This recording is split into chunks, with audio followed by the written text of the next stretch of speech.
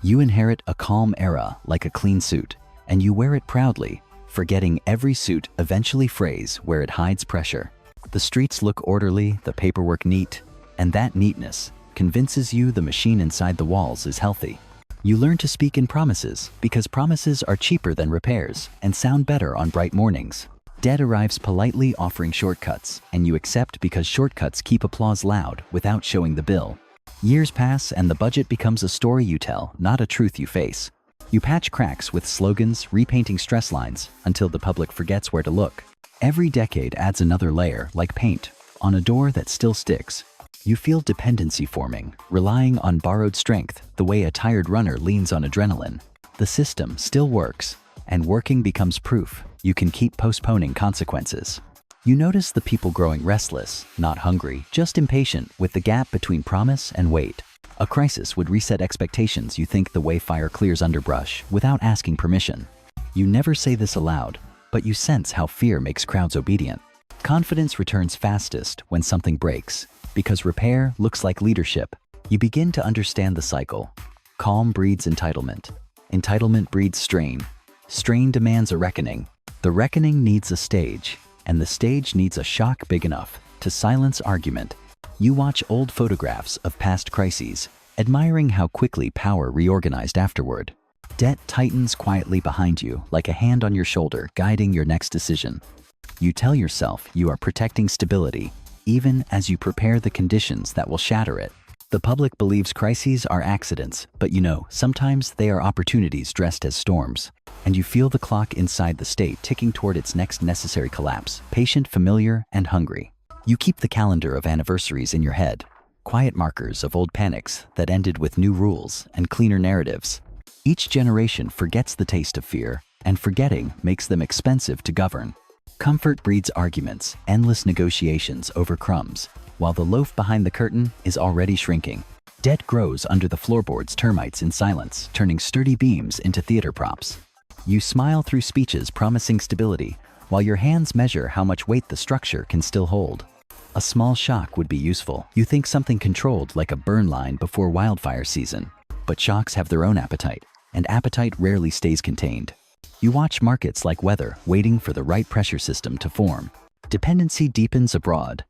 Supply lines and lenders becoming the invisible joints of your sovereignty. You tell yourself partnership, yet it feels like borrowing someone else's spine. The public demands benefits as if the future is guaranteed, and you keep granting them to avoid today's anger. Every concession becomes another brick in a wall you will later claim you inherited.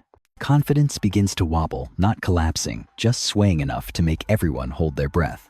You sense how quickly fear can unite what comfort divides. A crisis would simplify choices, reduce debate, turn complexity into emergency. You begin rehearsing the language of necessity, the phrases that make cuts sound like courage. Debt tightens its schedule, interest arriving like footsteps behind you in a dark corridor. You feel trapped between impatience and arithmetic, between applause and gravity. The cycle pulls you forward, and you pretend you are leading it. And you realize governments do not need crises like medicine.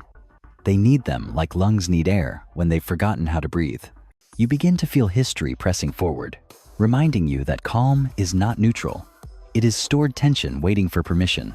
The budget stretches thin, elastic, pulled far enough that even silence makes it tremble. You approve delays disguised as reforms, buying time with tomorrow's credibility. Dependency deepens quietly, lenders becoming confidants you never elected. You sense the public drifting from gratitude into expectation, a subtle but costly transition. Stability feels heavy now, a weight you must keep lifting so it does not fall on everyone. A crisis would let you set the narrative again, explain pain as rescue instead of failure. You watch debt compound like dust, invisible daily suffocating eventually. Markets flinch at rumors, rehearsing panic without yet committing to it. You learn how fear compresses time, making decades of promises negotiable overnight. Dependency abroad tightens contracts, locking future choices into present compromises. You call it cooperation, but it behaves like a leash. The people argue louder now, not about direction, but about fairness, inside stagnation. You sense authority, thinning commands questioned, where comfort once kept them quiet. A crisis would restore gravity, make orders feel necessary again. You prepare institutions for strain, teaching them to endure, not to heal. Debt stops feeling abstract, becoming a schedule that dictates tone and pace. You notice how often emergency language simplifies morality. The cycle tightens 40 years, collapsing into a single breath. And you realize crises are not interruptions of governance. They are how governance resets its grip. You sense the machinery aging, not rusting, but bending under habits formed when growth felt permanent. Every promise now requires explanation, and explanations quietly drain authority. Debt demands rituals, meetings, calendars, sacrifices scheduled with professional smiles. You feel the public's patience, thinning comfort spoiled into suspicion. A crisis would narrow attention, turn scattered complaints into a single direction. You study past collapses, noting how fear simplified law morality and dissent. Dependency abroad hardens leverage, slipping away with each compromise signed. You still call it stability, though stability now means preventing questions, not answering them.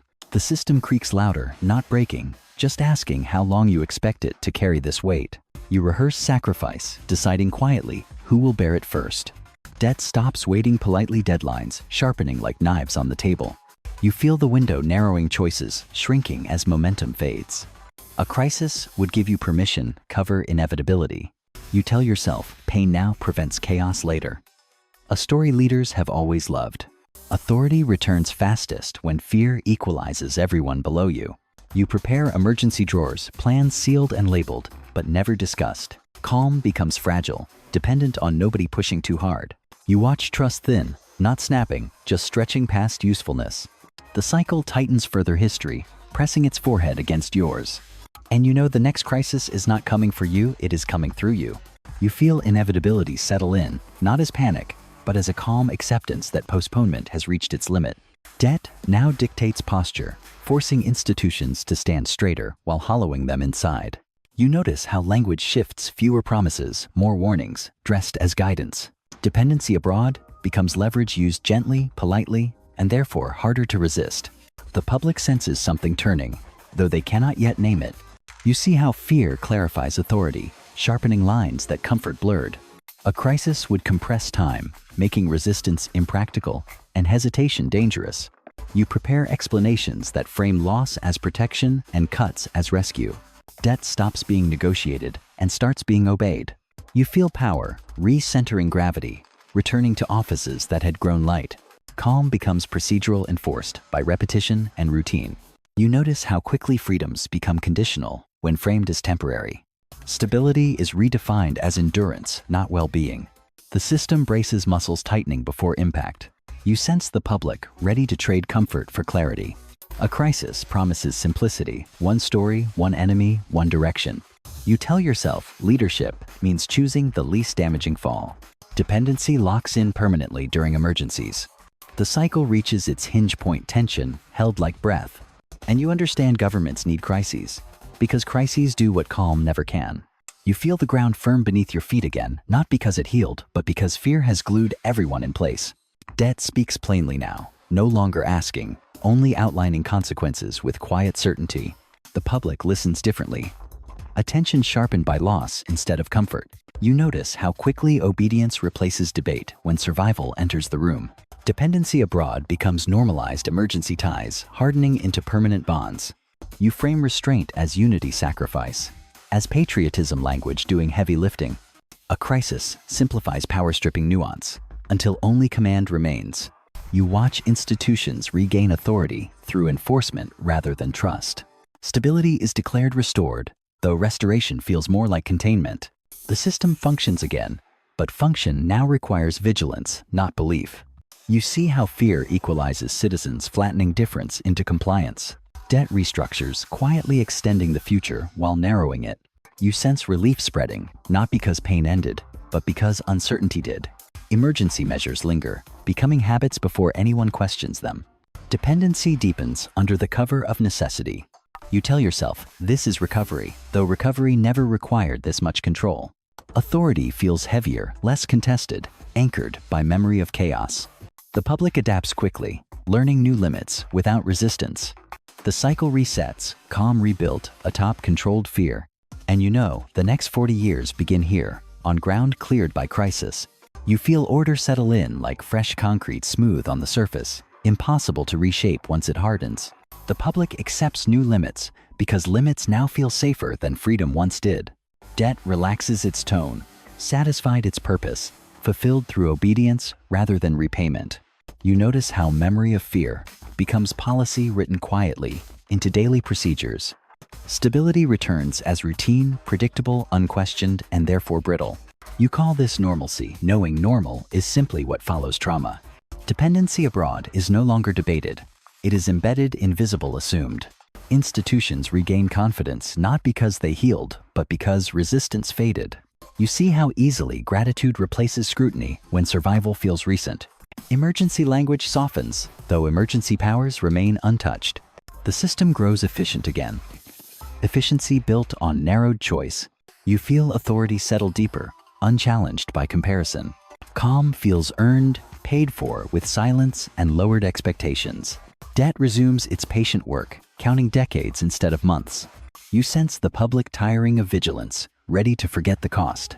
Forgetting becomes permission, the quiet beginning of the next build-up. Stability shifts from containment to complacency without announcement. You notice ambition returning carefully, testing the edges of restraint. The cycle loosens its grip, not ending, just resetting its distance. And you know this calm is not peace, but preparation, wearing a softer face. You watch memory fade gently, sharp lessons softening into anecdotes, told without urgency. Comfort returns slowly, and with it, the old confidence that rules can always be bent. Debt becomes background noise again, present but no longer feared. Institutions speak of growth, carefully testing language the way one tests ice. You notice patience thinning among leaders, ambition waking from its controlled sleep. Dependency remains unseen, woven into systems now taken for granted. Stability feels solid again, not because it strengthened, but because vigilance relaxed. You approve expansions quietly, calling them recovery rather than risk. The public welcomes optimism, grateful for something lighter to carry. Authority loosens its grip slightly. Confident fear will return if needed. Debt stretches forward once more. Promises extended with familiar ease. You sense the cycle accelerating distance, shrinking between calm and strain. Arguments return louder now that survival no longer dominates conversation. Expectations rise faster than capacity. A familiar imbalance reappearing.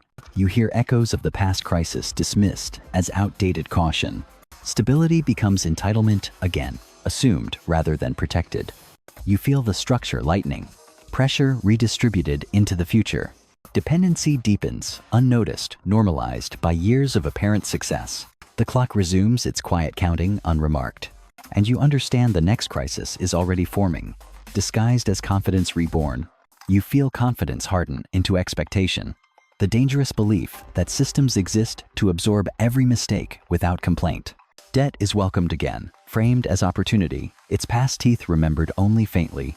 Institutions speak boldly now, certainty returning faster than capacity ever could.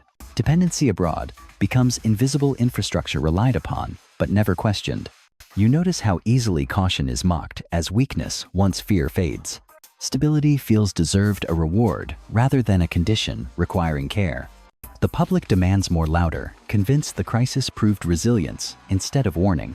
You approve expansions with relief pressure lifted by optimism's return. Authority relaxes trusting habits, rebuilt after crisis, to hold indefinitely. Debt stretches again, future obligations traded for present applause. The cycle compresses subtly time between shocks, shorter than the last memory suggests. You hear confidence spoken as permanence, a word that history never keeps. Dependency deepens, quietly woven tighter as complexity grows. The structure feels lighter, balanced on assumptions rather than strength. You sense tension rebuilding beneath celebration, unnoticed by those enjoying calm. Warnings sound familiar, and familiarity makes them easier to ignore. Stability becomes fragile, precisely because it feels unquestionable. The system drifts back into excess, carried by its own reassurance. You realize the lesson was learned only enough to be forgotten again. And you understand the next crisis is closer now because confidence has returned too quickly. In the end, nothing forces the crisis. Confidence invites it back like an old solution trusted too easily. You search for villains, but find only habits recycled with better slogans. Governments do not fall by accident. They exhaust calm until fear becomes useful again. The crisis arrives quietly welcomed as justification rather than surprise. Debt completes the circle, turning excess into necessity with practiced ease. Authority tightens smoothly remembered fear, doing most of the work. The public accepts pain faster than confusion clarity purchased with obedience. Stability is restored once more, rebuilt atop managed loss and narrowed choice. You recognize the pattern now. Calm grows heavy, crisis clears space, power reorganizes. And that is why governments need a crisis every 40 to 50 years, not to survive, but to remember how to rule.